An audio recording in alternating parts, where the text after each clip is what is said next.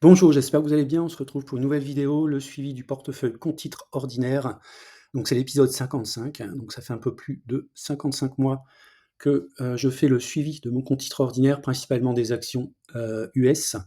Donc le total du compte, 62 663 € pour une plus-value cumulée de 19 844 €. On démarre avec un avertissement, je ne suis pas conseiller financier, cette vidéo n'a pas pour but de vous proposer un placement financier ou un quelconque conseil d'achat, mais uniquement un but pédagogique et de partage. Vous restez responsable de vos investissements. Alors on démarre avec la revue des indices. Donc le premier indice qu'on va regarder, c'est le Nasdaq. Donc on a à peu près 30 années d'historique. Sur les droites de régression, on est actuellement à 1,42 écart type, donc on peut aller beaucoup plus loin.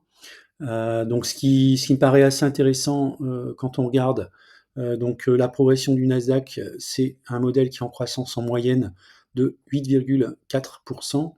Donc si vous faites du stock picking, l'objectif c'est de faire mieux que l'indice, mieux que 8,4 de croissance annuelle. Et puis, éventuellement, si vous souhaitez, ne pas vous prendre la tête, vous prenez, de l'ETF basé sur par exemple, le Nasdaq, et vous faites du décès à tous les mois, ce qui vous permettra en moyenne, sur un horizon de 30 ans, de faire 8,40, même si le passé ne préfigure pas la croissance à venir.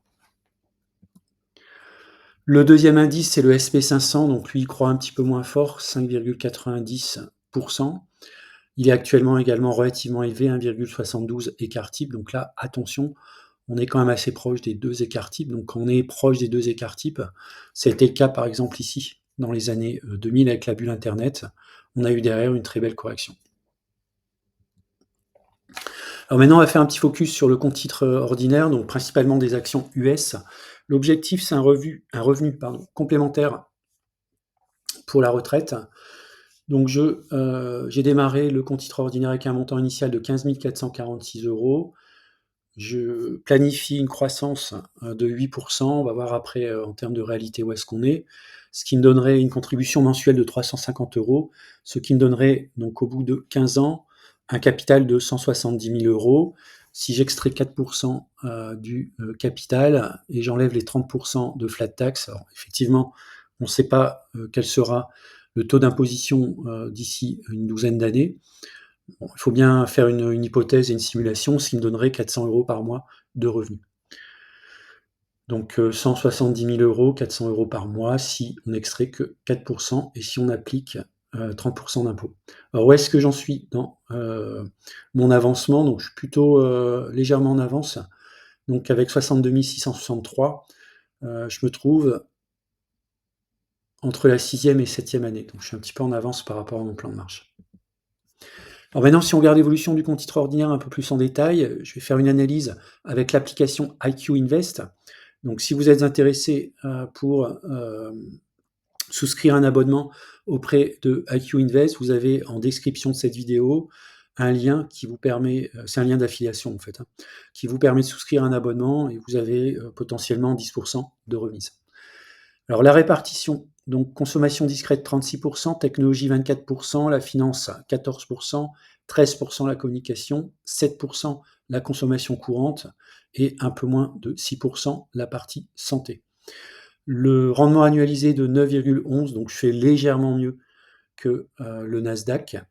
Et puis vous avez dans l'encadré statistique un certain nombre d'informations sur les actions. Donc on verra à la fin de la vidéo, j'ai 18 lignes. Tous les indicateurs sont dans le vert, à part la marge brute, mais bon, on est quand même à 49,15% de marge brute. Je pense que c'est à partir de 50% où l'application indique du vert. Donc plutôt des sociétés de croissance, également de qualité, ça c'est important sur le long terme, de savoir bien choisir ses actions. Donc l'évolution du compte titre ordinaire, alors le prix moyen en fait, c'est une moyenne glissante de toutes les données historiques. On est à 43 973 €, 62 663, c'est la valeur du compte au moment où je tourne la vidéo. On peut voir qu'il y a eu une petite correction les 2 derniers mois, et puis on a repris la marche en avant, ce qui correspond également à une évolution favorable des indices, notamment des indices américains. Alors maintenant, qu'est-ce qui s'est passé sur le compte titre ordinaire? Donc je vous ai mis ici l'ensemble des transactions qui ont lieu entre le 15 juin et le 15 juillet. Donc on peut voir qu'on a touché des dividendes de Alphabet, de Meta Platforms, de Broadcom et également de Nike. Donc ça, c'est plutôt un point positif. Ensuite, j'ai effectué donc une vente de New Holding. Je suis sorti de New Holding, donc j'en ai vendu 80 à 13,40 €. Donc j'ai généré une plus-value.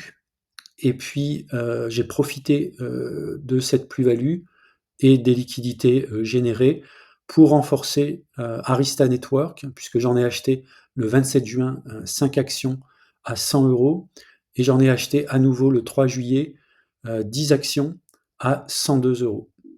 J'ai également effectué un achat de Medplace Holding, donc c'était un renforcement. J'ai acheté 3 actions à 323 dollars. Pardon, oui, c'est des dollars plutôt que des euros. 323 dollars. Alors, maintenant, le portefeuille, donc au 15 juillet, on peut voir, donc c'est classé par ordre d'importance. Ma première ligne, c'est Tesla. Donc, ça reste mon big bet avec notamment IMSS.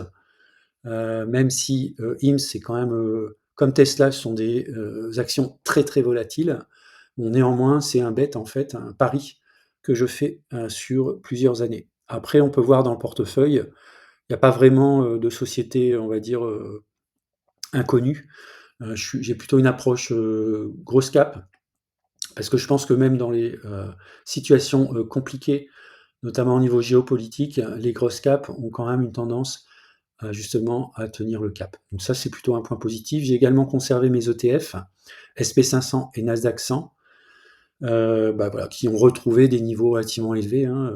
Alors, la seule problématique potentielle que je peux voir sur mon portefeuille, puisque toutes les actions, vous pouvez voir ici la devise étant USD, c'est que, alors pour le renforcement, c'est plutôt bien parce qu'on a un euro qui est assez fort par rapport au dollar. Par contre, lorsqu'on a un allègement ou alors une sortie d'une ligne, on voit eh bien, qu'on subit de plein fouet la baisse, on va dire, tendancielle depuis quelques semaines, quelques mois du dollar US par rapport à l'euro. Voilà, c'est la fin de la vidéo. Je vous remercie de l'avoir regardée. Alors, pour ceux qui sont intéressés, il y a toujours une promo en cours, 99 € au lieu de 199 € au travers de l'abonnement Premium Plus.